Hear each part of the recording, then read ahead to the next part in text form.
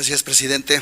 Doctor David Korenfeld, sin duda que si nos basamos en los datos que contiene el segundo informe de gobierno y a las múltiples participaciones y respuestas que ha dado en esta comparecencia, pues se ha avanzado en la infraestructura en todos sus rubros, ¿no? Las acciones prácticamente del cuidado del agua. Sin embargo, pareciera que en el tema de la contaminación pues no se ha podido hacer nada, ¿no? Y para eso, y por eso diría, la contaminación del río Sonora y su afluente del río Bacanuchi, una de las mayores tragedias ambientales relacionadas con la contaminación de cuerpos de agua en México, no es un caso excepcional, ni tampoco un caso aislado. Es por el contrario, tan solo un botón de muestra de la sistemática violación al derecho humano al acceso y saneamiento de las aguas, en el que empresas mineras incurren a lo largo y ancho del país con la complacencia y complicidad de la institución a su cargo. La contaminación del río Sonora es también un preludio de lo que sucederá con la intensificación y extensificación de la técnica de fractura hidráulica, mejor conocida como fracking. Y es que la contaminación de los cuerpos de agua no es un asunto únicamente de vigilancia e inspección ambiental, cuya responsabilidad es también de la Profepa. Se trata de la emisión efectiva de actos de autoridad relacionados con las aguas nacionales cuya facultad exclusiva recae en la dependencia a su cargo. En este sentido le formulo una primera pregunta. ¿Por qué la dependencia a su cargo se niega a cumplir con lo dispuesto por el artículo 29, cuarto de la Ley de Aguas Nacionales y revoca las concesiones otorgadas a nombre de Buenavista del Cobre, minera cananea, en el municipio del mismo nombre? Lo anterior con independencia de la forma legal o ilegal, regular o irregular en que fueron otorgadas dichas concesiones, con independencia incluso si cuentan o no con un permiso de descarga. Es decir, nos referimos específicamente a las fracciones 9ª y 10ª del citado artículo referente al daño a los ecosistemas y a la descarga de sustancias tóxicas como causa de revocación inmediata. Tenemos la impresión de que la institución a su cargo no quiere dar el mal ejemplo del cumplimiento a la ley, porque de aplicarse de manera efectiva, afectaría no solo a estas empresas mineras, también a otras mineras establecidas, lo mismo en San Luis Potosí, que en Zacatecas, Chihuahua o Durango, afectando no solo al Grupo México, sino también a empresas mineras propiedad de Carlos Slim o al Grupo Peñoles o aquellas de capital extranjero fundamentalmente canadiense. Y este mal ejemplo de cumplir con la ley también generaría temores en aquellas empresas, entre ellas el propio Grupo México, que pretende extraer gas de esquisto, mejor conocido como Shell Gas.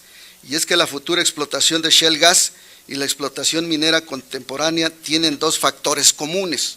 El primero es la contaminación del agua y el segundo es que la extracción de esa agua principalmente ocurre en zonas de escasa disponibilidad, donde su explotación está restringida y reglamentada por el decreto de veda. Y es ahí donde los funcionarios de Conagua encuentran su propia mina de oro, otorgando o renovando concesiones donde la ley y los decretos lo impiden. Y para muestra tenemos las 10 concesiones, 9 de ellas para uso industrial, otorgadas a favor de Compañía México Minera Cananea o Buenavista del Cobre. Por eso es que le pregunto lo siguiente, pero antes de la pregunta, tenemos en nuestras manos las 10 concesiones que aquí menciono. Efectivamente, la última otorgada el 5 de septiembre del 2013, hay otras, las 9 anteriores, que efectivamente no fueron otorgadas en su administración. Ya usted mencionaba que únicamente había 2, una que se cedió al municipio, pero si consulta, entonces está entregando mala información a los mexicanos, porque si consultamos en línea, existe esto fue extraído en internet, entonces pues habría que hacer los cambios, creo que para no confundir a los mexicanos en este sentido, ¿no? Pero regresaría a la pregunta, ¿cuál es la situación administrativa de los acuíferos 2616, Río San Pedro, 2627, Río Bacuachi, 2628, Río Bacanuchi y 2660, Río Cicuata, ¿Y qué tipo de concesiones o asignaciones son las que puede otorgar Conagua en los mismos? Anticipando su respuesta y sabiendo que comparece bajo protesta de decir verdad, estamos en la posibilidad de asegurarle que en su mayor extensión estos acuíferos están protegidos por decreto de veda del tipo 2, es decir, que en los casos previstos donde existe posibilidad de concesionar sus aguas es solo para uso doméstico. En el mismo caso se repite en aprovechamientos mineros en Zacatecas, en San Luis Potosí, en Durango, en Chihuahua, en Guerrero, en Baja California Sur y en Coahuila.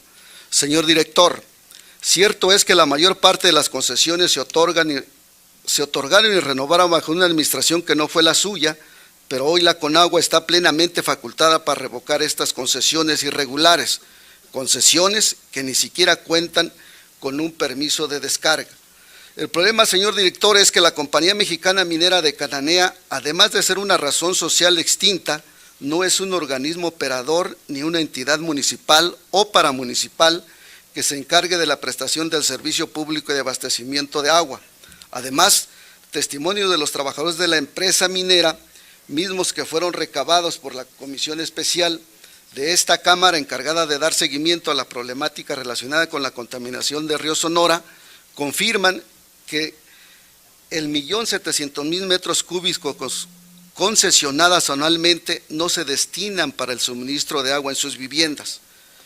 Se trata de una burda simulación.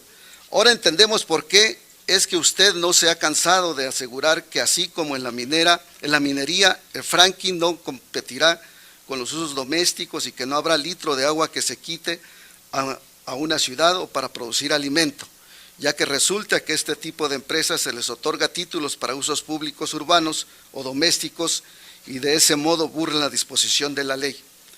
Termino, señor presidente, con dos preguntas, señor director. ¿Es acaso este tipo de simulación la que se pretende implementar para seguir beneficiando a los grandes consorcios de la industria minera y de extracción de hidrocarburos?